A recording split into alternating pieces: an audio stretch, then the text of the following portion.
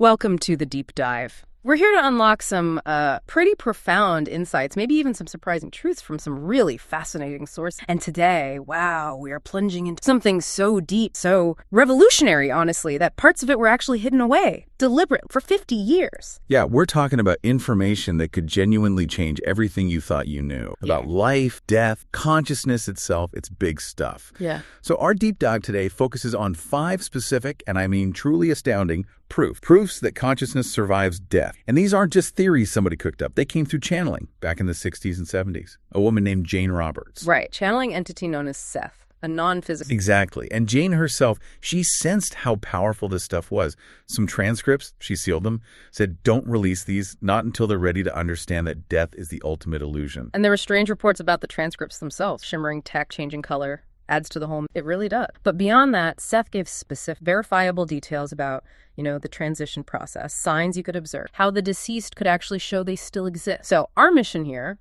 for you listening, is to unpack all groundbreaking revelation. We want to explore the mechanism Seth described, across. And really see how they challenge our standard scientific models of consciousness. Yes. And hopefully offer some profound comfort, maybe a completely new way to look at existence. Well, what makes Seth's view so valuable, I think, is that unique perspective. He wasn't physical, hadn't been for a long, long time, if ever. So he didn't have our usual biases, our fear around death. He was looking at consciousness and matter from like a totally objective, non-physical angle, a fresh lens. Okay, let's dive right in. Seth's first proof. This feels like the bedrock. The idea that consciousness, it exists independently of the brain. I mean, most of us learn the brain concept, but Seth flips that completely. He absolutely does.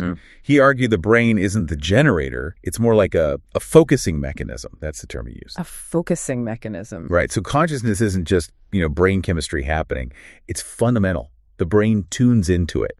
Like a radio picking up waves. Okay, like a radio receiver. It doesn't create the music. It just picks up the signal that's already there. Precisely. That's the revolutionary part.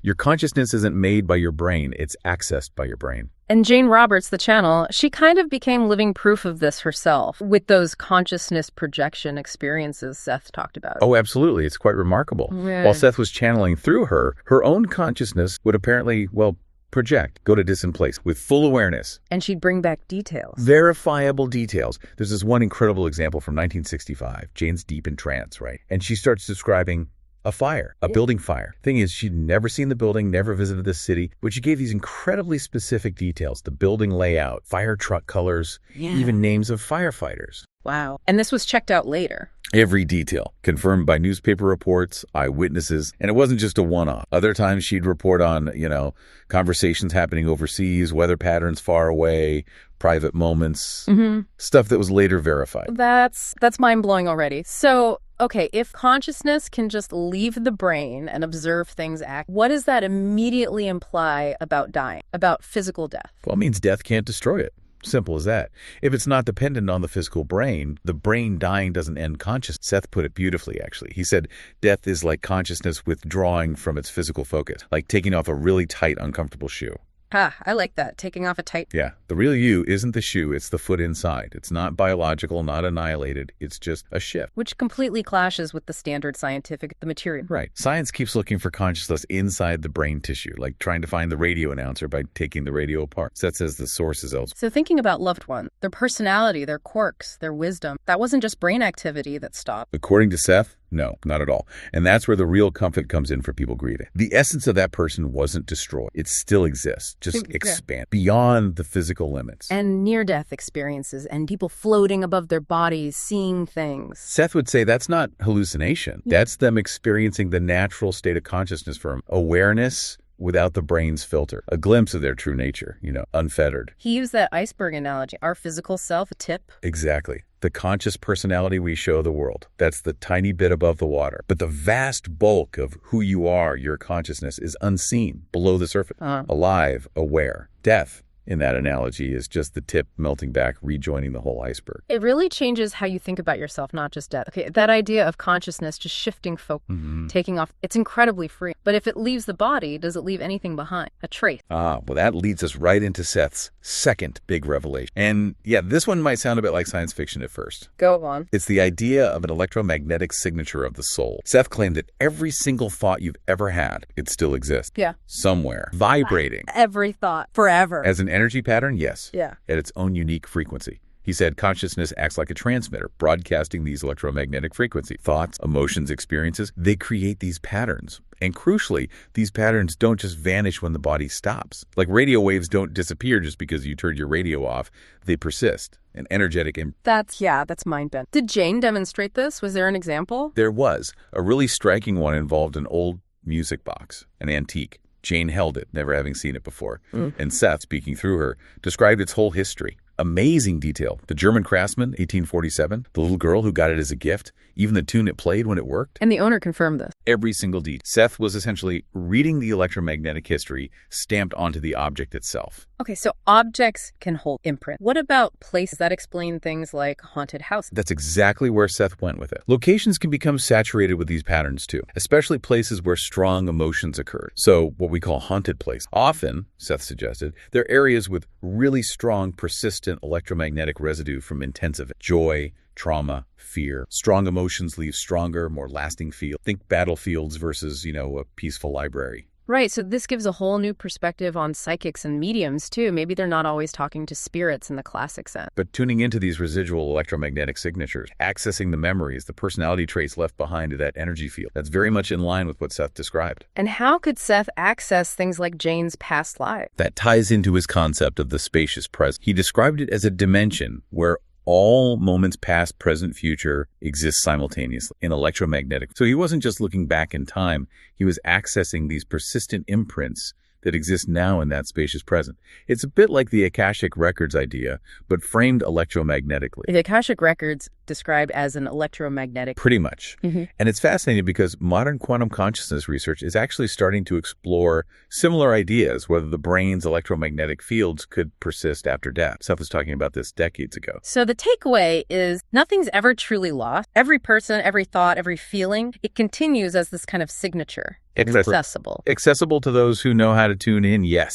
That's the implication. A profound one. Okay, that leads directly to the third proof. And this tackles maybe the biggest fear, right? Annihilation. Does me, my personality, my uniqueness, does it just stop when I die? And Seth's answer is a resounding no. He shatters that fear completely. He says your personality doesn't disappear precisely because it wasn't created by your brain to begin with. Back to the brain being the receiver, not the source. Exactly.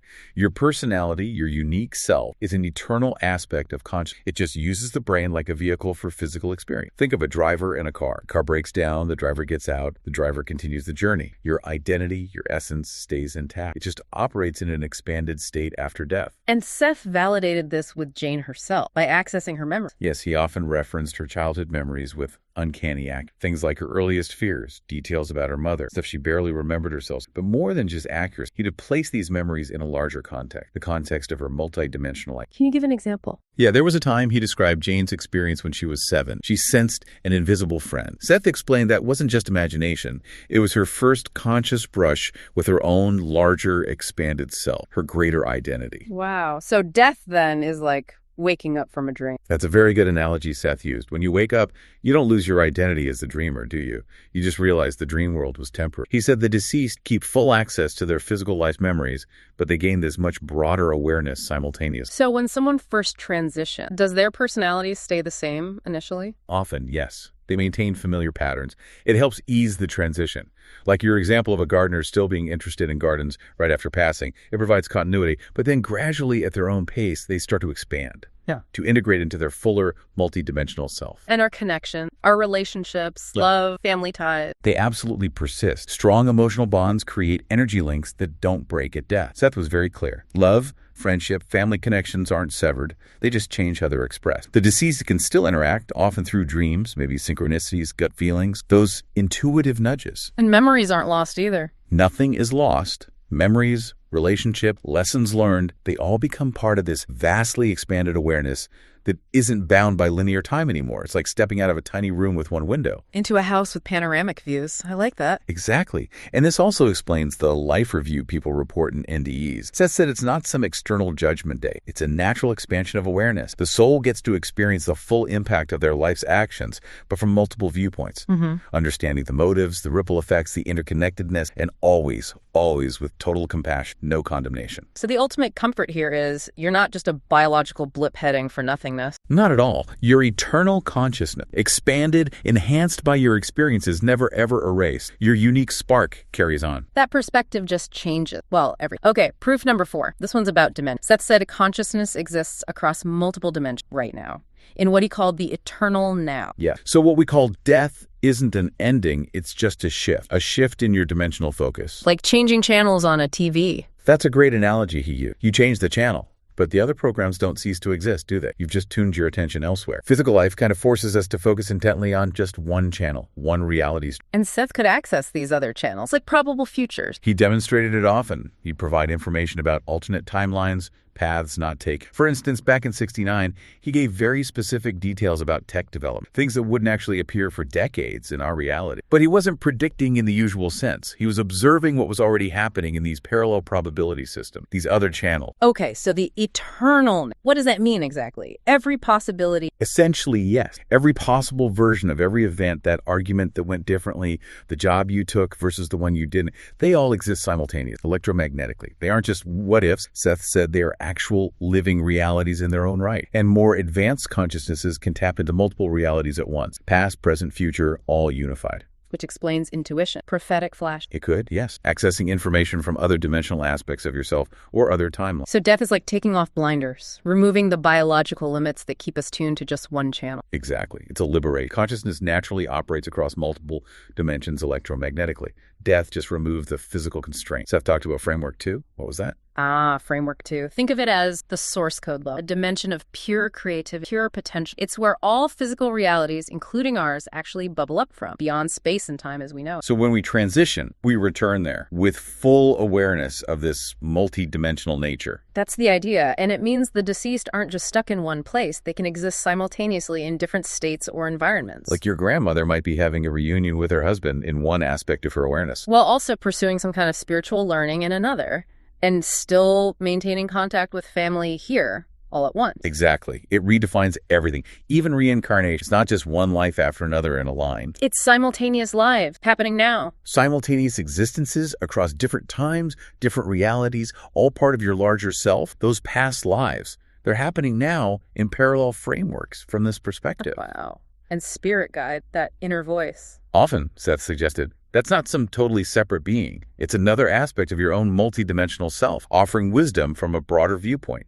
Your higher self, essentially. And the evidence is all around us. Dreams, deja vu. Those moments where reality feels a bit slipped. Dreams that feel hyper-real. That weird feeling of having been somewhere before. Uncanny connections with strangers. Yeah. Seth saw these as little glimpses. Moments when our tight dimensional focus expands just slightly, revealing a peek at our fuller, multi-dimensional existence. This really does transform grief, doesn't it? It's not separation, it's expansion. Relationships continue, just not limited by physical dimensions. Precisely. Liberation not ending. Okay, this brings us to the 5th proof, and maybe the ultimate question. Why, if we're these amazing, eternal, multidimensional beings, why choose fragile bodies, pain, suffering, aging, death? Why sign up for physical life? And Seth's answer is just turns everything on its head. He said physical incarnation isn't a punishment. It's not random. It is, quote, the most intensive, advanced educational program available in the entire universe. And we chose it voluntarily for growth. The ultimate advanced course. He used an analogy, didn't he? The pianist. Yes, the master pianist knows every piece perfectly in their soundproof practice room, but they only truly master it, integrate it, when they perform live, with the pressure, the audience, the real-world feedback. Physical reality, Seth said, is consciousness performing on the ultimate stage. It's where the rubber meets the road. Because the feedback is so immediate here. Exactly, accelerated feedback. That's key. In other dimensions, maybe a negative thought takes ages to manifest, if at all. Here, it can ripple out, create consequences, sometimes really fast. Hours, days. It forces us to learn conscious creation very quickly. Even the things we see as limited linear time, cause and effect, feeling separate from others. Seth called them sophisticated educational tools. Educational tools, how so? Well, linear time makes us see consequences unfold. Feeling separate forces us to learn about relationships, empathy, connection, compassion. It's a laboratory for understanding interconnectedness, precisely because we feel separate here. And the really hard life, poverty, disability, Seth said those are off. By advanced souls, yes. Not as karma in the punishment sense, but as graduate level courses. Opportunities for massive exponential growth, tackling the really tough stuff. And we plan this beforehand? According to Seth, yes. Yeah.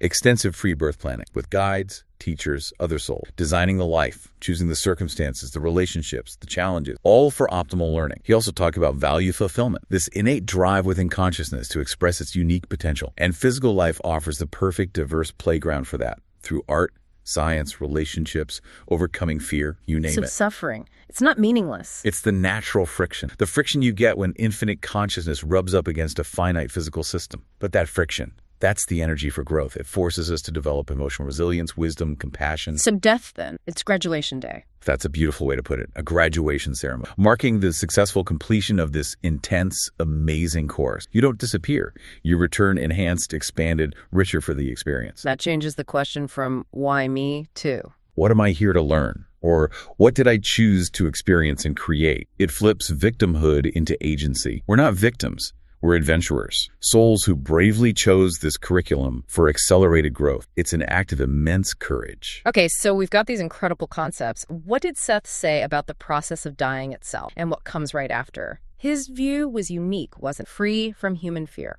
Completely. He could observe it from both sides, he said. Without our cultural baggage or religious conditioning, he described death not as flipping a switch, but as a gradual withdrawal of consciousness. Different for everyone, minutes, hours, days, depending on their readiness, their beliefs. And beliefs play a huge role right after. Massively. He stressed this. If you strongly expect fire and brimstone, you might initially create a reality that looks like that. If you expect pearly gates, you might find something beautiful. But crucially, Seth said these are self-created and temporary. They're not external judgment. Consciousness figures it out, learns to navigate, and moves towards more pleasant or appropriate realities. And there's a buffer zone. Yes, a transition buffer system. Often, souls first find themselves in environments that look and feel very much like physical reality. Familiar places, homes, landscapes. It's like a compassionate halfway, helping them adjust gradually. So some people might not even realize they've died right away. Especially in sudden deaths, yes. They might try to go to work, talk to family, attend their own funeral, feeling confused why no one responds or why they can pass through walls. Awareness dawns gradually. And guide loved ones who passed. They often appear right around the time recognition hits. Seth said these encounters are carefully orchestrated. They appear in familiar, comforting forms like your grandmother, looking exactly as you remember her best,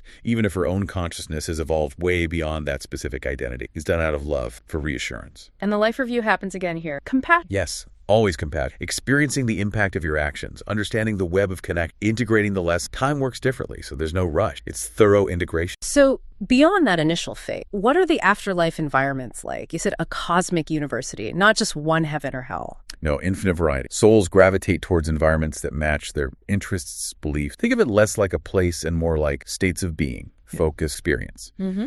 There are belief system territories, sure, where people initially cluster with like-minded souls, like a Catholic area, an atheist area, whatever. Comfort zones, really, until they're ready to expand. But then there are advanced learning centers, like actual universities for studying conscious, therapeutic environments for healing trauma with specialized counselor souls, incredible creative realms where artists manifest visions impossible. Wow. So places for service. Research, absolutely. Areas focused on helping others, both incarnate and discarnate. Research facilities exploring the nature of reality. Family reunion areas to reconnect across multiple lifetimes. Centers specifically for planning future incarnation. It's incredibly diverse and diverse. A vast landscape of potential and growth. Exactly. Death isn't scary or unknown in this view. It's a natural, often beautiful transition to a much wider awareness. Okay, let's talk about connecting back. After death communication, or ADC, Seth didn't treat this as spooky or supernatural. Not at all. He approached it scientifically, almost, like understanding radio waves or quantum entanglement, things that once seemed like magic but follow natural law. He explained it largely through electromagnetics again. Our thoughts, our strong emotions, especially love, grief, longing, they're signals. They create electromagnetic bridges across dimensions. Stronger emotion, clearer signal. Generally, yes, but it takes effort on both sides. The deceased soul has to learn to focus and, in a sense, lower their frequency to interact with our denser reality. We, the living, need to raise our awareness, become more receptive, often through quieting the mind. So it's not always easy for them. He described it as incredibly difficult sometimes, like trying to talk through thick glass wearing heavy gloves. They have to concentrate intensely to cut through the dimensional static. What are the common ways they might try to communicate? Well, direct mental telepathy, thought to thought, is possible, but requires sensitivity on our end. Influencing electronic devices is apparently easier for them. Energetically speaking, phones, lights, flickering, that sort of thing. Physical stuff, moving objects, creating sense takes enormous energy, so it's usually brief. Dreams and meditative states. Those are prime channels because our conscious filters are down. They often prefer dreams to appear more fully. And synchronous, those meaningful coincidences. Seth said they absolutely orchestrate those. Nudging events, getting a specific song to play, making a book fall open to the right page. It's a common, subtle form of communication. Does intense grief help or hinder? Initially, intense grief and longing can act like powerful broadcasting signals, making it easier for them to locate and connect. That's why contact is often reported soon after death or on anniversary. But Seth also cautioned about excessive attachment later on. Healthy communication respects everyone's need for growth. It's about love and support, not holding on too tight. So for us, the living, meditation, dream journaling, setting intention. Those are key practices, yes, along with maintaining emotional balance and discernment, knowing not every feeling or sign is necessarily communication. Okay, last big question. Where does all this evolution lead? Is there an end point, a finish? Seth's answer, absolutely not. It's an endless spiral of creative expansion. There's no final destination, just ongoing becoming. So what happens to highly evolved souls? They don't just retire. They often become architects of reality themselves, guides, teachers for others. Their own evolution continues through service. Helping others helps them grow further. Consciousness expands beyond just me. It merges into group awareness, planetary consciousness, cosmic consciousness. Yet, and this is crucial, it always retains its unique core identity, like becoming a vital, unique instrument in a vast cosmic order. All that, Seth's term for God or source. He described it not as a static being, but as a dynamic, collaborative, creative force. And we are active participants in it. Every lesson we learned, every act of compassion, every creative impulse, it adds to the richness, the knowing of all that is. It contributes to the evolution of divinity itself. So we're co-creating the universe. In the very real sense, yes. Advanced beings might even choose to create their own reality systems, establish physical laws, watch new forms of consciousness evolve within them, all while staying connected to the whole. It sounds like infinite potential. Driven by love. Unconditional creative love is the engine, Seth said, what we might call enlightenment. He suggested that's like graduating kindergarten. It just qualifies you for entirely new levels of existence and creativity, things we can barely imagine, like a caterpillar trying to picture flight. So knowing all this, it makes this life seem incredibly precious, doesn't it? Not just a waiting room. Incredibly. Every choice matters. Every act of kindness, every creative risk, every moment of overcoming fear. It's all contributing to your eternal journey. Death isn't something to dread. It's a graduation to celebrate, an exciting next step in an endless adventure. So to recap this deep dive, Seth's 5 proofs really paint a picture of consciousness as independent, persistent, eternally unique, multidimensional. And here in physical life, for profound purpose, education, and creation. Death is just a doorway. It truly shifts the whole paradigm, doesn't it? From fear and uncertainty to, well, curiosity. From feeling like a victim of circumstance to being a conscious participant in this grand cosmic curriculum. You are, in this view, powerful, limitless, really. So the thought to leave you with today, knowing your consciousness, your experiences are part eternal, expanding tap. What might right now, what new frontiers, maybe within your own awareness, ready? We hope this dive into Seth's spark reflects how it rests. Because, as Seth might say, the universe itself is eagerly waiting